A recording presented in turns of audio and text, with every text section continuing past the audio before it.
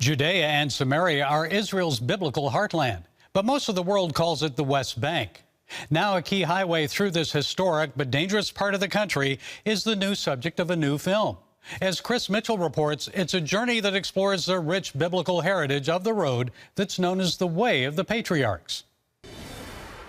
In the film Route 60, the Biblical Highway, former U.S. Ambassador to Israel David Friedman and former Secretary of State Mike Pompeo trace this highway that bisects the land of Israel. The 146-mile road connects modern and ancient Israel, from Nazareth, where Jesus grew up, to BeerSheva, where Abraham lived, and now is home to one of Israel's high-tech centers. This is a place where you really can think about the continuum of life.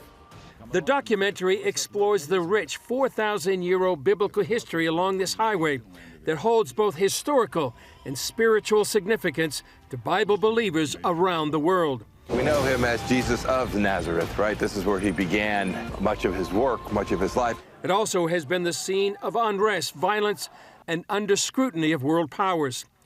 Friedman and Pompeo bring a unique perspective to the movie, combining their Jewish and Christian faiths along with their experiences that directly affected this land as members of the Trump administration.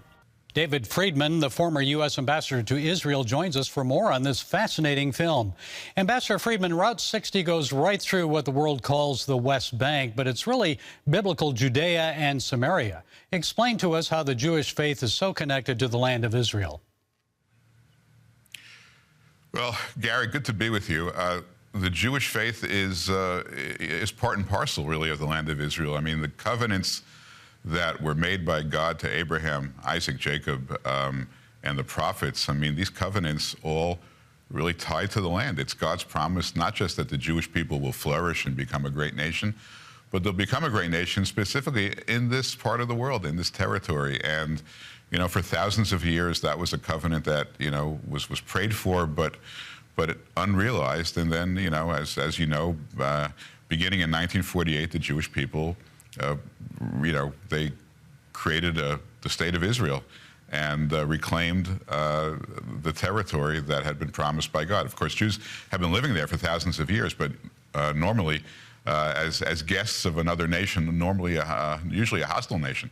Here in 1948, the Jewish people returned to their land and gained sovereignty over it. But, and this is what the point of the movie is, the real biblical heartland of Israel, the real biblical territory that we all know and we read about as kids, and the stories that we know and that we continue to study, that biblical heartland is still an area which, in an area where people don't go to visit very often, whereas most of the world thinks that Jews have no right to be there. They refer to it, as you say, as the West Bank, some nondescript strip of land that people, you know, think about a bunch of people just fighting over as a real estate dispute, and no one realizes just how incredibly important and sacred and spiritual and deeply connected this territory is, this land is, to the Jewish faith and the Christian faith. And what Mike Pompeo and I do is we go from place to place, from places like, you know, Shiloh, Bethel, Jerusalem, Bethlehem, the tomb of Rachel, Hebron,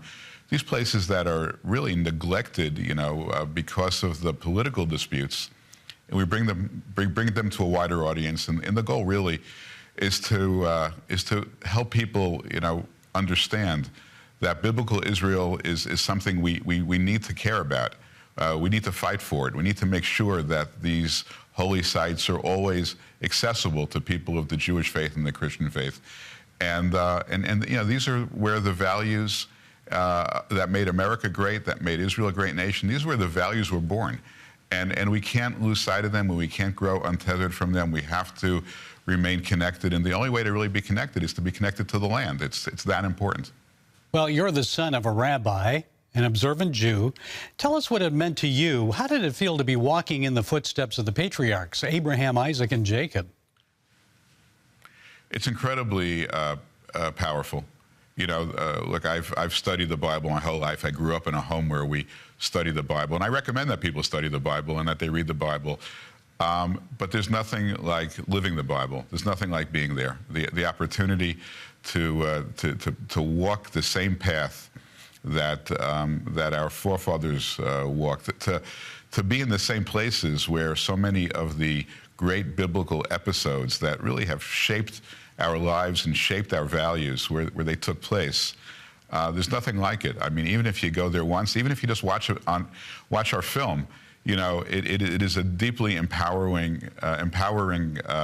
experience. And I think it was true for Mike as well. I think, you know, people of the Christian faith to walk the road that where it's 100% probability that Jesus walked this road on his pilgrimage to the temple, or where Jesus stood, you know, at the Garden of Gethsemane. I mean, these are places that I'm not of the Christian faith, but, you know, I am faithful, and I understand how important it is to be in these places. Well, it's part of the Judeo-Christian heritage. And what impact do you hope this film will have on the worldwide discussion about Judea and Samaria? Well, I just hope people stop talking about this as the West Bank, as if it's some nondescript territory that, you know, can sort of be, you know, broken up or split up or handed over to enemies of the Jewish people, or to people who have demonstrably failed to preserve these places for the Jewish and Christian faiths. I want people just to care about this. I mean, this is not a political film. We don't offer solutions to any of the political disputes. But what we do is we make sure people understand just how biblically significant and historically significant these places are. And if people watch this film and they walk away caring about it, being inspired by it, and caring about this part of the world, caring enough about it that they want their children and their grandchildren and their progeny to always be able to access it and to gain from it, and to be and to strengthen their faith. If people care, that's our goal. And tragically, there's been a rise in terror attacks along Route 60. So what can Israel do to prevent this kind of terror attacks? Well, you know, Israel has to, I think, make clear that this is the land of the Bible. This is land that was given to the Jewish people by God. This is land that is extraordinarily important to people of all faiths. That the state of Israel takes seriously its responsibility to protect all of this territory for all faiths, and it has to, you know, do even more. I'm not saying it's not doing all it can. Has to do more to keep this area safe and secure for worshipers of all faiths. And I know that unfortunately, regrettably, there have been so many attacks on this road just in the last few months. It has to be brought to an end. It's critical, not just for those who live there, but for the people all around the world who derive so much faith and inspiration, you know, from this very small but very important part of the world. Okay, the TBN production Route 60, the Biblical Highway, will be a nationwide Fathom event in theaters September 18th and 19th. To find out how to get tickets, go to cbnnews.com. Ambassador David Friedman, thank you for joining us.